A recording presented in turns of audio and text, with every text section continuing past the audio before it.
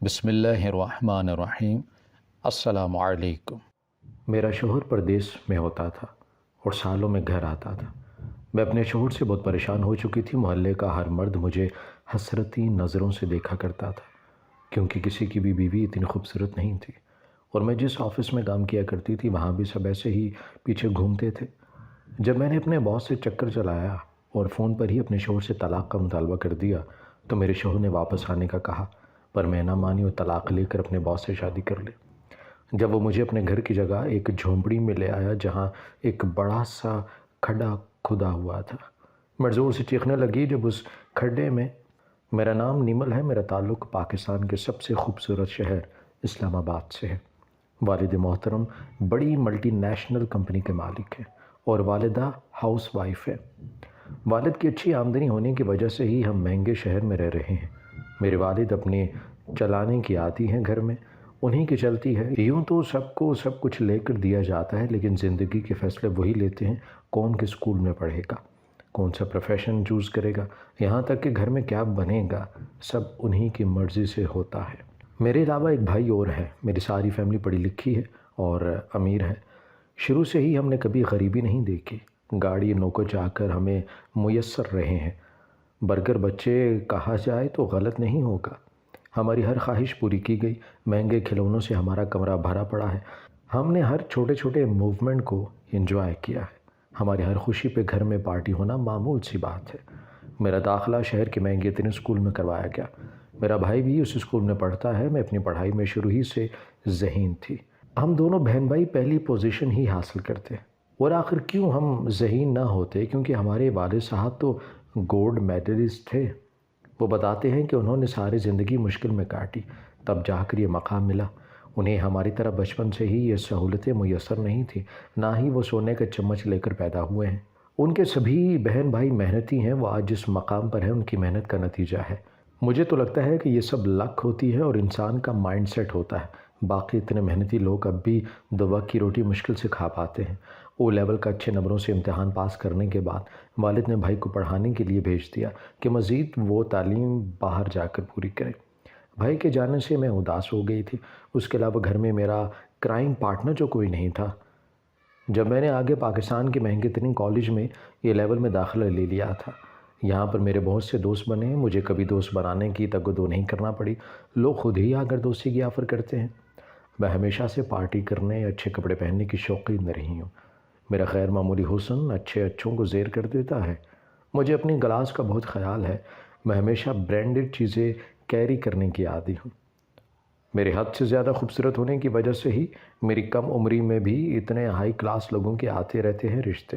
میرے والد اس معاملے میں جلدی کے قائل نہیں ہیں۔ انہوں نے ہمیں کہا کہ جب تک تعلیم مکمل نہیں ہو جاتی ہم اپنی لائف انجوائے کریں، اس کے بعد وہ خود اچھا رشتہ ڈھونڈ کر یہ فرض بھی ادا کریں گے۔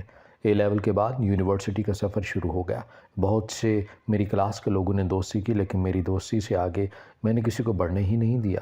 میں آرٹس پڑھنا چاہتی تھی، لیکن میرے والد نے میرا داخلہ بزنس میں کروا دیا تھا۔ یونی کا سفر ختم ہوا تو اور پھر جاب شروع کر دی۔ جاب کرنا مجھے پسند تھا اور والد صاحب نے بھی کوئی اعتراض نہیں کیا۔ وہاں کی ماہانہ سیلری سے زیادہ مہنگا تو میرا لباس ہوتا تھا۔ سب بھی 27 سے دیکھا کرتے تھے۔ میں یہ جاب صرف شوقیہ کر رہی تھی، مجھے پیسوں کی ضرورت نہیں تھی۔ میرے کولیگ میں کچھ مڈل کلاس گھرانے سے بھی تھے جن کا تنخواہ سے مشکل گزارا ہوا کرتا تھا۔ میں نے والد سے اجازت لے کر گھر میں چھوٹی سی پارٹی رکھی اور سب کے لیے تحائف لیے تاکہ کسی کو میرا گفٹ دینا احسان نہ لگے۔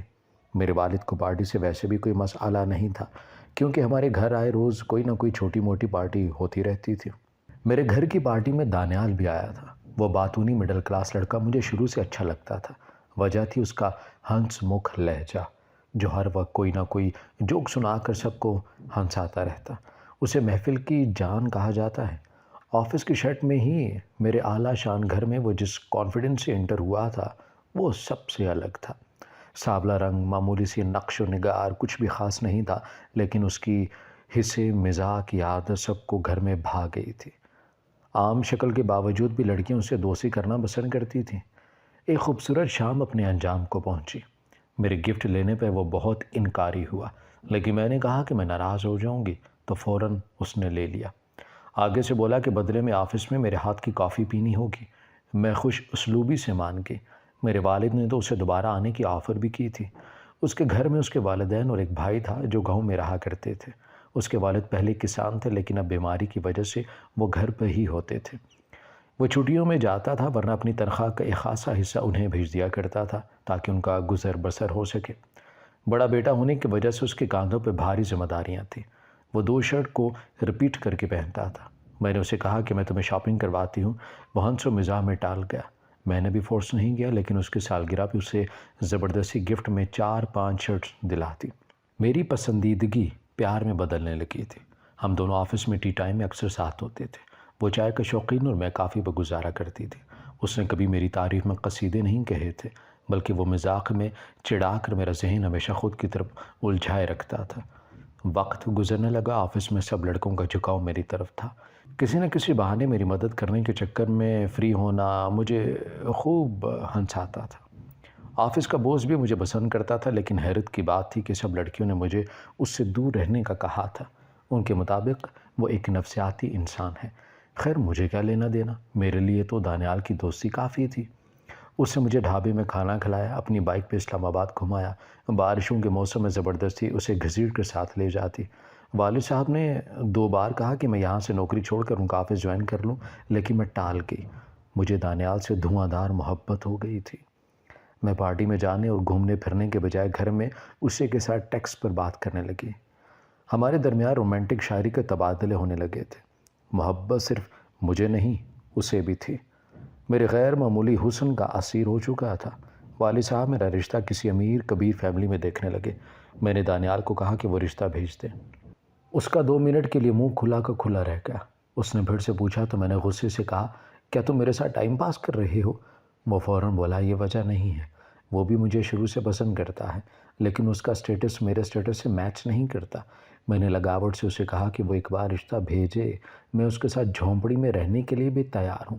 میری اس بات پر وہ ہنس پڑا۔ یہ افسانوی باتیں کتابوں کی فہرست میں ہی اچھی لگا کرتی ہیں۔ اس نے گھر میں بات کی، اس کے والدین کو کوئی اعتراض نہیں تھا۔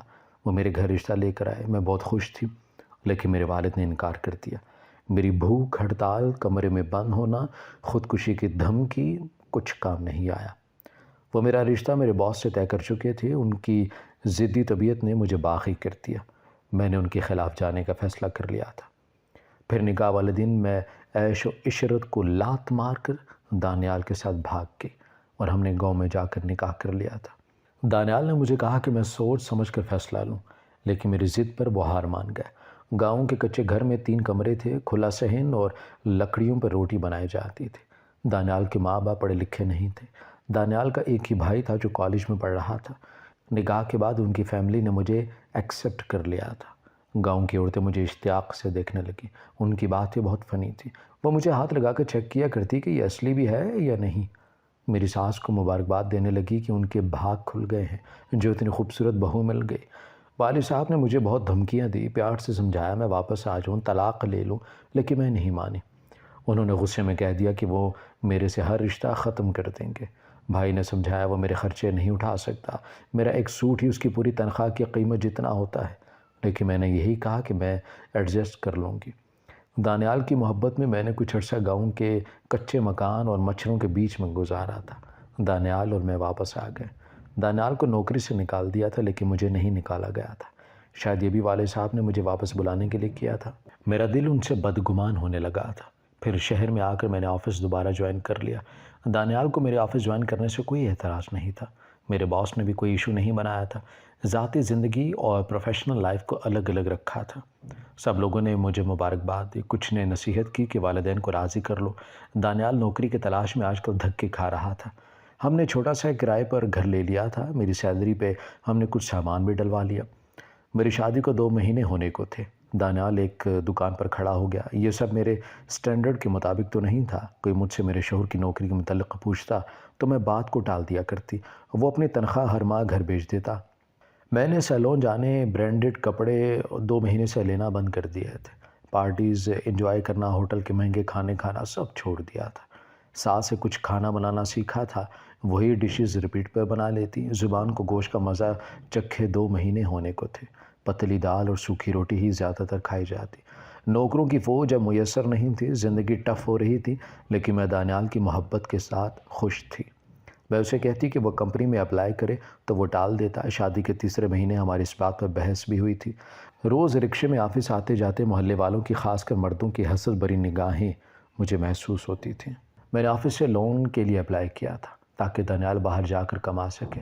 اس نے بہت منع کیا، لیکن میں نے کہہ دیا کہ آج ہم 2 ہیں، کل ہماری فیملی ہوگی، ہمارے فیوچر کے لیے اچھا ہے۔ شادی کے بعد میں نے ایک بات نوٹ کی تھی کہ دانیال ہنس مکھ صرف آفس میں تھا، گھر میں وہ عام لوگوں کی طرح ہی تھا۔ لیکن کہتے ہیں نا کہ محبت کا 18 ماہ ڈیوریشن ہوتا ہے۔ دانیال میری عزت کرتا تھا، لیکن عزت سے ساری عمر پیٹ نہیں بھرا سکتا۔ ایسی باتیں کبھی کبھی میرے ذہن میں گونجا کرتی تھیں۔ دوستوں کے کہنے پہ والد صاحب سے بھی ملنے گئی، لیکن چوکیدار نے اندر ہی نہیں جانے دیا۔ میرے والد نے ساری پراپرٹی بھائی کے نام لگا دی تھی، میرے سے سارے تعلق توڑ دیے تھے۔ گارڈ کو سختی سے منع کیا تھا کہ آفس یا گھر میں میرا داخلہ ممکن نہیں۔ بھائی کی شادی انہوں نے بزنس مین کی بیٹی سے کر دی تھی۔ بھائی بھابھی کو لے کر باہر سیٹل ہو گیا تھا۔ باس نے جو لون دیا تھا، میں نے ان پیسوں سے دانیال کو دبئی بھیجنے کا فیصلہ کر لیا۔ ویزا لگتے ہی دانیال دبئی چلا گیا تھا۔ وہ اسے پاکستانی 1 لاکھ سیلری پر نوکری مل گئی تھی۔ وقت گزر رہا تھا، دانیال کو دبئی گئے 2 سال ہو گئے تھے۔ وہ 2 سال بعد آیا تھا۔ 15 دن رہنے کے بعد دوبارہ چلا گیا۔ ہم دونوں کے رشتے میں مٹھاس ختم ہو چکی تھی۔ ہم ایک دوسرے سے بیزار رہنے لگے تھے۔ نہ ہی میں نے اس سے زیادہ بات کی، نہ ہی آنے کی گرم جوشی دکھائی نہیں دی۔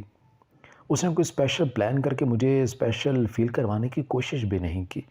گاؤں سے میرے سسرال والے بھی آئے تھے، 2 دن رکی اور بیٹے سے مل کر واپس چلے گئے۔ میری ساس اور سسر بھی میرے سے اولاد چاہتے تھے، جو میں فی الحال نہیں چاہتی تھی۔ ابھی ہمارا خرچہ پورا نہیں ہوتا تھا۔ وہ سادے لوگ میری بات سن کر چپ ہو گئے تھے۔ مجھے کبھی کبھی غصہ چڑھتا کہ ساری کمائی انہیں دے دی جاتی ہے، حالانکہ میرا حق ہے۔ میں اپنے شوہر سے بہت پریشان ہو چکی تھی۔ محلے کا ہر مرد مجھے پسندیدگی بھری نگاہوں سے دیکھا کرتا، کیونکہ کسی کی بھی بیوی اتنی خوبصورت نہیں تھی۔ سیاہ ہلکے سفید بال، گال اندر کو گھسے ہوتے، اپنی عمر سے بڑی لگتی۔ عورتیں اس گلی میں رہتی تھی، سب کی زندگی ان کے بچوں کے پیچھے گزر رہی تھی، اپنا اب جینا بھول گئی تھی۔ تبھی میں بچے نہیں چاہتی تھی۔ میری دھواں دھار محبت ختم ہو گئی تھی۔ لک اور دماغ دونوں نے کام بند کر دیا تھا۔ مجھے لگا کہ مجھے والد کا فیصلہ مان جانا چاہیے تھا، لیکن اب دیر ہو چکی تھی۔ میں اپنے فیصلے پر پچھتا رہی تھی۔ والدہ سے بات کی تو وہ ملنے آ گئی، لیکن حبس زدہ گلی اور چھوٹے گھر میں وہ زیادہ دیر بیٹھے نہیں۔ لائٹ بھی گرمیوں میں کم ہی آتی تھی۔ وہ اصرار کر کے مجھے اپنے ساتھ پارلر لے گئی، نئے کپڑے بھی لیتی ہے۔ اتنوں دنوں بعد یہ سب بہت اچھا لگا تھا۔ مجھے بدبودار گلیاں، کچن میں کام کرنا کوفت میں مبتلا کر رہا تھا۔ دانیال کے بھائی نے یونیورسٹی میں ایڈمیشن لیا تو میرے شوہر نے 2 ماہ مجھے خرچہ بھیجنے کے بجائے اس کی فیس بھر دی۔ میں نے اس بات پر بہت جھگڑا کیا۔ جب بھی ہماری بات ہوتی، جھگڑا لازمی ہوتا تھا۔ وہ پہلے کی طرح گھنٹوں بات کرنا، شاعری کے تبادلے کرنا، سب 2 دن کی چاندنی تھی۔ اب آگے تو اندھیری رات تھی۔ آفس میں بوس میرے حالات سے بخوبی واقف تھے، اور کیوں نہ ہوتے۔ ریپیٹ پیٹرن میں پہنے کپڑے لوکل مارکیٹ سے لیے گئے، چیزیں جو اب استعمال کرتی تھی میں۔ ایک دن میں کوئی فائل لے کر باس کے کمرے میں گئی تو انہوں نے کہا کہ میرے شوہر کو ہیرے کی پہچان نہیں ہے۔ جو لباس میں نے پہن رکھا ہے وہ میرے شایان شان نہیں ہے۔ اگر میں ان سے نکاح نہیں کرنا چاہتی تو نہ کرتی، لیکن ان کی شایان شان کسی بزنس مین سے نکاح تو کرتی، تو مجھے ملکہ کی طرح بھی وہ بنا کر رکھتا۔ میں خاموشی سے لب بھیج کر رہ گئی۔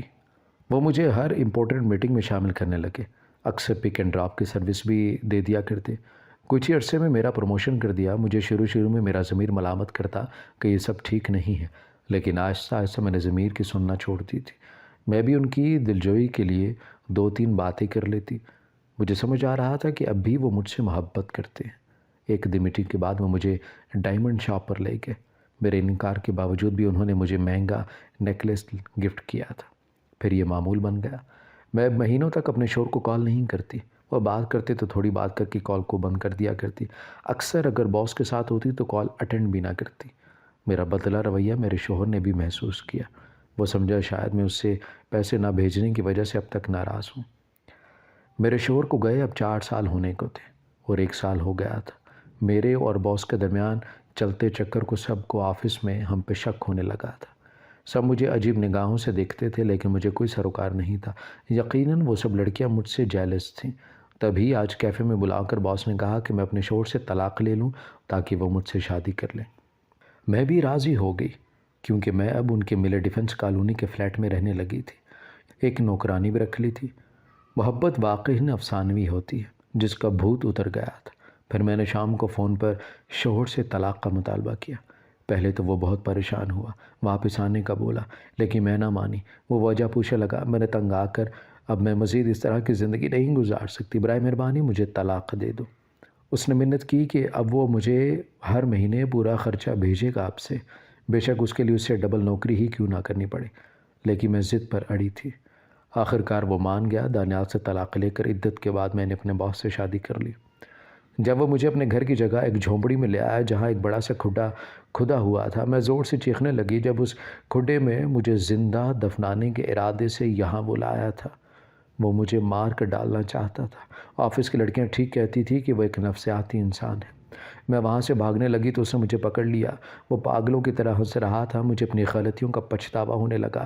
دانیال نے آج تک مجھ سے بدتمیزی نہیں کی تھی۔ وہ مجھ سے اپنی بے عزتی کا بدلہ لے رہا تھا۔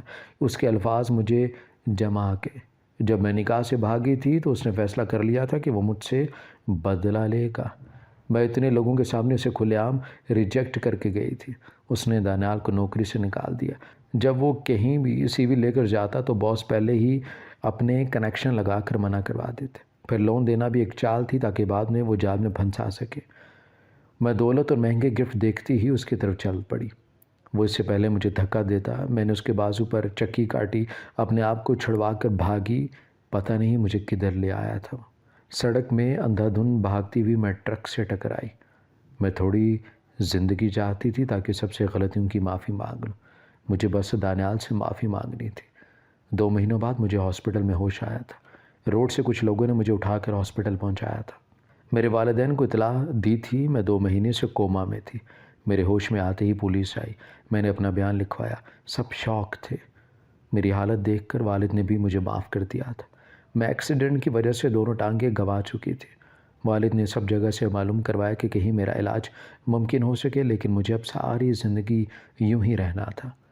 1 مہینہ مزید ہاسپٹل میں رہنے کے بعد میں گھر آ گئی۔ میں نے گھر آتے ہی والد اور والدہ کو ساری حقیقت بتا دی۔ وہ خفا ہوئے کہ اتنے بڑے فیصلے میں خود سے لینے لگی۔ پہلے غلطی کے بعد میں نے دوسری غلطی اس سے بھی بڑی کی تھی۔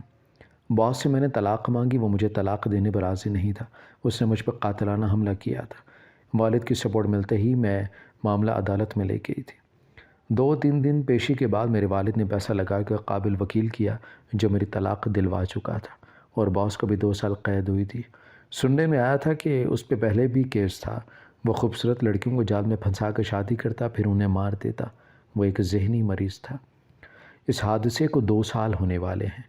بھائی اور بھابھی ننھے بھتیجے کے ساتھ پاکستان واپس آئے تو ننھے شہزادے کو اٹھاتے ہی میری آنکھیں خود بخود بھیگ گئی۔ اگر میرے اور دانیال کے بچے ہوتے تو وہ بھی اتنے ہی ہوتے شاید۔ اللہ نے بھی اس وجہ سے نہیں دیے کہ میں ننھے فرشتے کے وجود کو بوجھ سمجھ رہی تھی۔ سب اپنی زندگیوں میں خوش تھے۔ میرا اب دل کرتا کہ میں دانیال سے ایک بار معافی مانگوں، لیکن سامنا کرنے کی ہمت نہیں ہوتی۔ اللہ کے سامنے جھک کر گھنٹوں میں دعائیں کرتی رہتی، روتی رہتی، اپنی غلطیوں کی معافی مانگتی۔ مہنگے کپڑے، جویلری وغیرہ ایک دکھاوا ہے جو آخرت کے ساتھ میری دنیا بھی نکل گیا۔ ایک دن گاڑی میں بھابھی کے ساتھ باہر آئی تو میری نظر دانیال پر پڑی۔ وہ دکان پہ کھڑا تھا۔ میں نے بھابھی کی مدد سے ویل چیئر پر بیٹھی تھی، اس کے قریب گئی۔ اس کی گود میں چند ماہ کا بچہ تھا، ساتھ ایک سادہ سی لڑکی کھڑی تھی جس کا ہاتھ تھامے وہ دکان پہ چیزیں پسند کر رہا تھا۔ مجھے خوشی ہوئی کہ اس نے زندگی میں آگے بڑھنے کا فیصلہ کیا۔ میری آواز پہ پلٹا۔ میری حالت دیکھ کر وہ حیران رہ گیا۔ میں نے ہاتھ جوڑ کر سب کے سامنے اسے معافی مانگی۔ میں نے اسے ایک گناہ کی معافی مانگی۔ اس کے نکاح میں ہوتے غیر مرد سے چکر چلانے کی سزا ملی تھی مجھے۔ اس نے مجھے معاف کر دیا۔ اپنی بیوی اور بچے سے بھی میرا تعارف کروایا۔ 2 سال پہلے ہی میری شادی کے بعد اس نے شادی کی تھی۔ وہ اپنی بیوی اور بچے کے ساتھ خوش تھا۔ اس کی کمپنی نے اس کا تبادلہ پاکستان کر دیا تھا۔ وہ اب بھی اس تنگ گلی میں ہی اپنے بیٹے اور بیوی کے ساتھ رہتا تھا، لیکن اس کی زندگی کتنی مکمل تھی۔ اس کی بیوی نے وہ گھر جنت بنا دیا تھا۔ میں خالی ہاتھ تھی۔ میں نے یہ رشتہ خود گنوا دیا تھا۔ میں گھر لوٹ آئی۔ میرے والد کبھی اپنی مرضی چلانے والے نہیں تھے۔ وہ بس اپنی اولاد کی بھلائی سوچا کرتے تھے۔ میری آنکھوں سے دولت کی پٹی ہٹی تو یہ بات سمجھ آئی تھی۔ میری طبیعت کو دیکھتے ہوئے انہوں نے مری بھیج دیا تھا۔ میں نے وہاں ایک اسکول کھول لیا تھا جہاں 100 بچے مفت میں تعلیم حاصل کرنے آتے ہیں۔ میں یوں ہی دوسروں کی مدد کر کے اپنے ضمیر کا بوجھ ہلکا کرنے کی کوشش میں ہوں۔ ہماری ویڈیو اگر آپ کو پسند آئی ہے تو ضرور لائک کیجیے، اپنی رائے دینا چاہیں تو کمنٹس کیجیے، اچھی لگے تو شیئر کیجیے۔ اس کے ساتھ ساتھ اگر آپ نے ہمارا چینل سبسکرائب نہیں کیا تو ضرور کیجیے اور بیل آئیکن پر لازمی کلک کیجیے تاکہ ہماری ہر آنے والی ویڈیو آپ تک بر وقت پہنچ سکے۔